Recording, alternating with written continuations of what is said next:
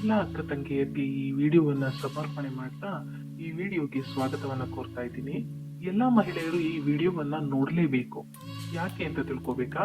ನನ್ನ ಚಾನೆಲ್ ಅನ್ನ ಸಬ್ಸ್ಕ್ರೈಬ್ ಮಾಡಿ, ಲೈಕ್ ಮಾಡಿ, ಹಾಗೆ ಶೇರ್ ಮಾಡಿ. ಈ ರೀತಿ ಉಪಯುಕ್ತವಾದ ಮಾಹಿತಿಗಳನ್ನ ಪಡಿತಾ ಇರಿ.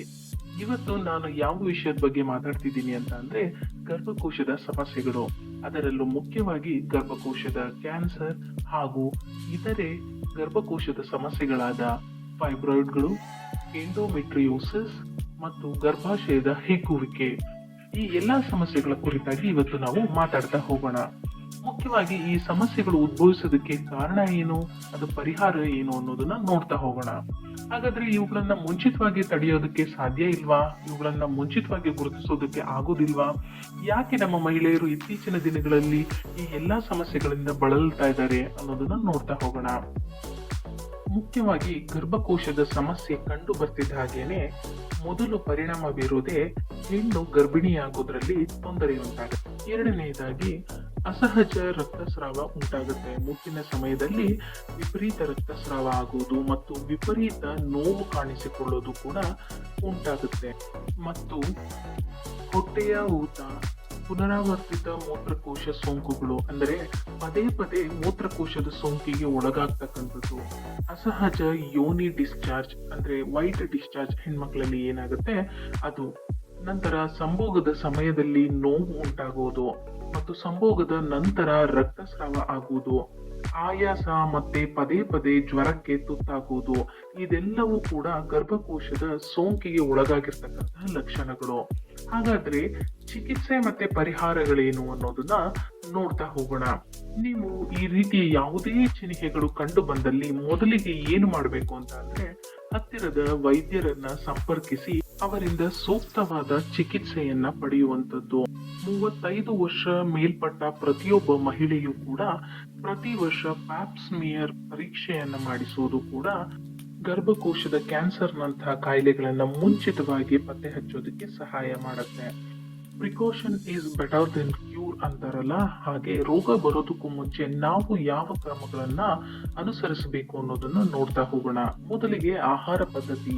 ನಮ್ಮ ಆಹಾರ ಪದ್ಧತಿಯಲ್ಲಿ ನಾವು ಬದಲಾವಣೆಯನ್ನ ಮಾಡಿಕೊಳ್ಳಬೇಕು. ನಮ್ಮ ಆಹಾರದಲ್ಲಿ ಹೆಚ್ಚು ಹಸಿರು ತರಕಾರಿಗಳು, ಹಣ್ಣು, ಮೀನು, ನಟ್ಸ್ ಅಂತ ಅಂದ್ರೆ ಎಣ್ಣೆ ಕಾಳುಗಳು, ಜೇನುತುಪ್ಪ, ಇವುಗಳನ್ನ ನಾವು ಹೆಚ್ಚಾಗಿ ಸೇವಿಸುತ್ತಾ ಹೋಗ್ಬೇಕು. ಜೊತೆಗೆ ವಿಟಮಿನ್ ಸಿ ಸಮೃದ್ಧವಾಗಿರುವಂತಹ ಹಣ್ಣು ಮತ್ತು ತರಕಾರಿಗಳ ಸೇವನೆಯಿಂದ ನಮ್ಮ ಗರ್ಭಕೋಶವನ್ನ ಆರೋಗ್ಯವಂತವಾಗಿ ಇಡಬಹುದು. ವಿಟಮಿನ್ ಸಿ ಇರುವಂತಹ ಹಣ್ಣುಗಳನ್ನ ಸೇವನೆ ಮಾಡೋದ್ರಿಂದ ನಮ್ಮಲ್ಲಿ ಪ್ರೊಜೆಸ್ಟಿರಾನ್ ಲೆವೆಲ್ ಕೂಡ ಜಾಸ್ತಿ ಆಗುತ್ತೆ. ಇದರಿಂದ ಫೈಬ್ರಾಯ್ಡ್ಗಳ ರಚನೆ ಆಗುವುದು ಕಡಿಮೆ ಆಗುತ್ತೆ. ವಿಟಮಿನ್ ಸಿ ಸೇವನೆಯಿಂದ ನಮ್ಮ ದೇಹದಲ್ಲಿ ಪ್ರೊಜೆಸ್ಟಿರಾನ್ ಲೆವೆಲ್ ಜಾಸ್ತಿ ಆಗುತ್ತೆ. ಇದು ತಾಯಿ ಆಗೋದಕ್ಕೆ ಸಹಾಯ ಮಾಡುತ್ತೆ. ಹಾಗೇನೆ ನಮ್ಮ ಗರ್ಭಾಶಯದ ಪದರವನ್ನ ಮಂದಗೊಳಿಸಲು ವಿಟಮಿನ್ ಸಿ ಸಹಾಯ ಮಾಡುತ್ತೆ. ಕಬ್ಬಿಣದ ಹೀರುವಿಕೆಗೆ ಕೂಡ ವಿಟಮಿನ್ ಸಿ ಸಹಾಯಕವಾಗಿರುವುದರಿಂದ ಪ್ರತಿ ಮಹಿಳೆಯು ವಿಟಮಿನ್ ಸಿ ಯನ್ನ ಆಹಾರದಲ್ಲಿ ಸೇರಿಸುವುದು ಉತ್ತಮವಾಗಿರುತ್ತೆ. ಹಾಗೆ ವಿಟಮಿನ್ ಸಿ ದೊರೆತಕ್ಕಂತ ಹಣ್ಣು ಮತ್ತು ತರಕಾರಿಗಳು ಯಾವ್ಯಾವ್ದಪ್ಪ ಅಂತ ಅಂದ್ರೆ ಕಿತ್ತಳೆ, ನಿಂಬೆ, ಟೊಮ್ಯಾಟೊ, ಮೋಸಂಬಿ, ಈ ರೀತಿಯ ಹಣ್ಣುಗಳು ಮತ್ತು ತರಕಾರಿಯಲ್ಲಿ ಆಲೂಗಡ್ಡೆ, ಹಸಿರು ಕ್ಯಾಪ್ಸಿಕಮ್, ಕೆಂಪು ಕ್ಯಾಪ್ಸಿಕಮ್ ಮತ್ತೆ ಪಾಲಕ್ ಸೊಪ್ಪುಗಳ ಸೇವನೆ. ಹಾಗೆ ನಟ್ಸ್ಗಳು ಒಮೆಗಾ 3 ಫ್ಯಾಟಿ ಆಸಿಡ್ ಇಂದ ಸಮೃದ್ಧವಾಗಿದ್ದು ಇವುಗಳನ್ನ ನಮ್ಮ ಆಹಾರದಲ್ಲಿ ಸೇವಿಸುವುದರಿಂದ ಇನ್ಫ್ಲಮೇಷನ್ ಅಂದ್ರೆ ಗರ್ಭಕೋಶದ ಊತದಿಂದ ಪರಿಹಾರವನ್ನ ಪಡೆಯಬಹುದು. ಹಾಗೆ ಹಾರ್ಮೋನಲ್ ಇಂಬ್ಯಾಲೆನ್ಸ್ ಅನ್ನ ಸರಿಪಡಿಸೋದ್ರಲ್ಲಿ ನಟ್ಸ್ಗಳ ಪಾತ್ರ ಮಹತ್ವವಾಗಿರುತ್ತದೆ. ಹಾಗೆ ಮೀನು ಮತ್ತು ಇತರೆ ಸೀ ಫುಡ್ಗಳ ಸೇವನೆಯಿಂದ ಕೂಡ ನಾವು ನಮ್ಮ ಗರ್ಭಕೋಶವನ್ನ ಉತ್ತಮವಾದ ರೀತಿಯಲ್ಲಿ ಇಟ್ಕೊಳ್ಬಹುದು. ಸೀ ಫುಡ್ಗಳ ಸೇವನೆಯಿಂದ ಒಮೆಗಾ 3s, ಐರನ್, ಜಿಂಕ್ ಹಾಗೂ ವಿಟಮಿನ್ ಡಿ ಅಂತ ಪೋಷಕಾಂಶಗಳು ನಮಗೆ ದೊರೆಯೋದ್ರಿಂದ ಗರ್ಭಕೋಶಕ್ಕೆ ರಕ್ತ ಸಂಚಾರ ಸರಿಯಾದ ರೀತಿಯಲ್ಲಿ ಆಗಿ ಗರ್ಭಕೋಶದ ಸಮಸ್ಯೆಗಳಿಗೆ ಪರಿಹಾರ ಸಿಗುತ್ತೆ. ಜೊತೆಗೆ ಮೆನ್ಸ್ಟ್ರಲ್ ಸೈಕಲ್ ಕೂಡ ಸರಿಯಾದ ರೀತಿಯಲ್ಲಿ ನಿರ್ವಹಣೆ ಆಗುತ್ತೆ.